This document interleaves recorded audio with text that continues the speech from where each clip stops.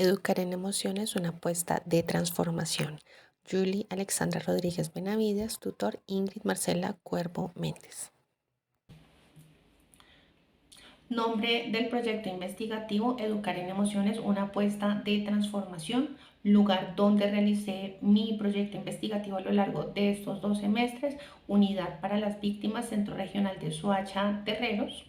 Grupo focal con el que trabajé inicialmente, buscaba trabajar con padres y madres que tuviesen a sus hijos escolarizados, para validar desde su rol de padres y como actores importantes del contexto escolar cómo se manejaba la categoría emociones de cara a la crianza de sus hijos.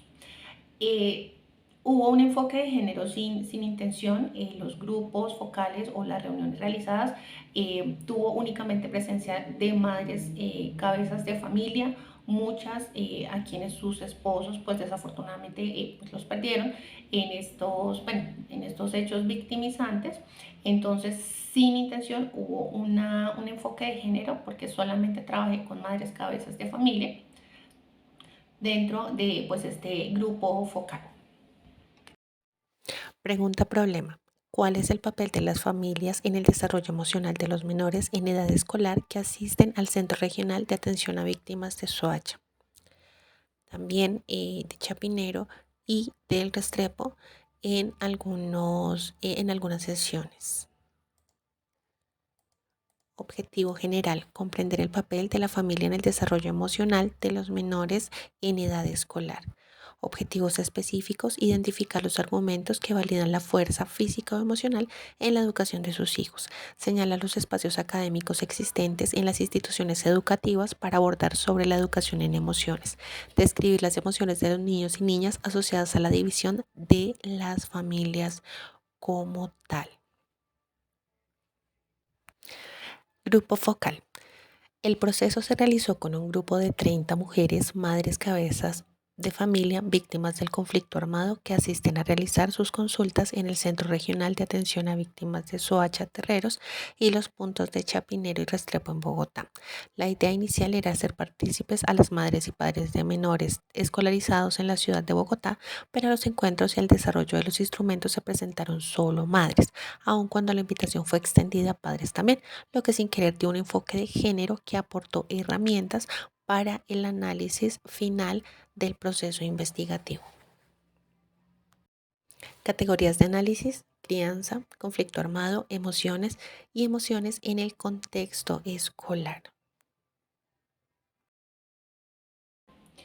A partir de las encuestas y de las entrevistas, buscaba validar primero, qué emociones podía identificar con estas personas que participaron de los encuentros después del hecho victimizante sufrido, si tenían algún tipo de incidencia con las emociones que de pronto se pudiesen o ellos mismos pudieran identificar de sus hijos, cómo es el manejo emocional de ellas con sus hijos después del hecho victimizante sufrido, teniendo en cuenta la cotidianidad, qué tipo de crianza eligieron tener después de los daños sufridos por el conflicto armado, y cómo esto puede incidir en el proceso formativo de sus hijos dentro del contexto escolar.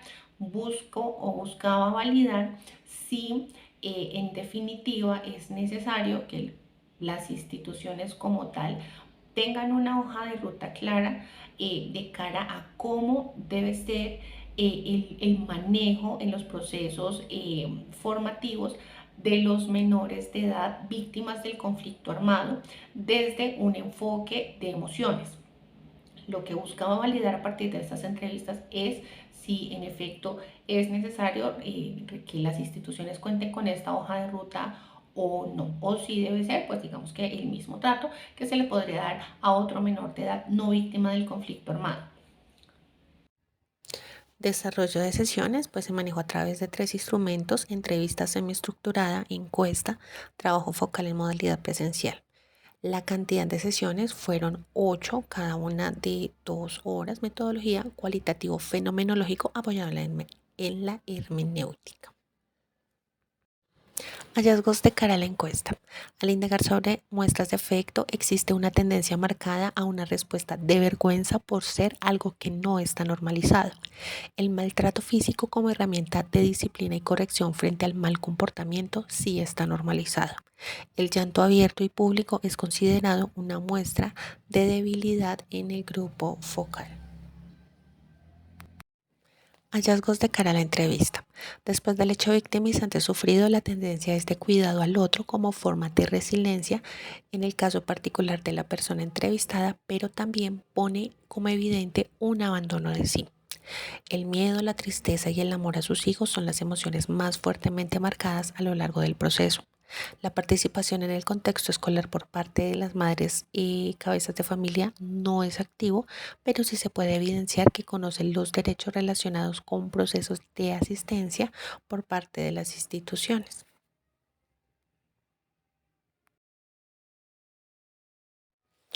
Conclusiones. Primero, la educación en emociones es una categoría casi que inexplorada en la muestra poblacional. Dadas sus raíces campesinas y los daños sufridos por el conflicto armado, este tipo de formación no hace parte de sus prioridades. Después de cada hecho victimizante donde las madres cabezas de familia han tenido que rehacer su vida, su afán primario es el de suplir necesidades básicas. Por tanto, no tienen las herramientas para calificar o auditar los procesos de formación en las diferentes instituciones. Es importante tener en cuenta la educación con enfoque en emociones, así como los procesos de pedagogización para la paz como parte fundamental de las herramientas que las diferentes instituciones podrían abordar para el trabajo diferencial con menores víctimas del conflicto armado, haciendo énfasis en el perdón y el amor, más no en la violencia. Resulta de especial cuidado no revictimizar a quien ha sufrido los vestigios de la guerra. La participación de las madres cabezas de familia en los contextos escolares de este grupo poblacional es limitada. La madre víctima del conflicto armado, además de los daños emocionales con los que día a día debe cargar, asume un nuevo rol de jefe del hogar, lo que le exige ser la proveedora, cuidadora y protectora de su entorno familiar. Ese nuevo rol le demanda tiempo y muchas actividades en su cotidianidad que terminan alejándoles de su participación activa en el contexto escolar de sus hijos. Este distanciamiento y la falta de información ha terminado por alejarles de la posibilidad de empoderamiento como actor protagonista en este contexto. La crianza respetuosa o sin maltrato no hace parte de la cotidianidad del grupo poblacional. Los golpes como forma de control y disciplina están normalizados. Es muy común encontrar en las narraciones del grupo focal la manifestación tranquila y abierta del uso de golpes como herramienta de control, pero no pareciese que tengan en cuenta que es una herramienta que genera miedo, la misma emoción que les persigue después del hecho victimizante sufrido. La carga emocional del hecho victimizante afecta directamente a los menores de edad. Aun cuando las madres cabezas de familia adopten un rol de protección, el daño emocional que han sufrido pasa a ser una herencia para sus hijos. Y esa carga en el grupo poblacional no muestra suficiente acompañamiento psicosocial ni escolar como parte de un trabajo interinstitucional que les permita avanzar de manera positiva en un proceso de reparación integral real bajo una mirada de acogida y no necesariamente como una incluyente. El nuevo rol del jefe del hogar después de la pérdida del padre de familia supone también para las mujeres un abandono involuntario de sí. Trabajar la relación entre emoción y cuerpo se puede considerar una herramienta de importante relevancia para el proceso de reparación integral. Aunque no está expuesto de manera explícita, se puede evidenciar que entre las personas del grupo focal existen enfermedades en común, tales como tensión alta y diabetes. Se podría pensar que ellas tienen un proceso de somatización que pone en evidencia que son muchas las emociones guardadas y el trabajo de reconocimiento emocional es mínimo y que se requiere con urgencia. Resulta de fundamental importancia ampliar las estrategias, hojas de ruta y espacios concretos específicos para menores de edad en contextos escolares como parte de su proceso de reparación.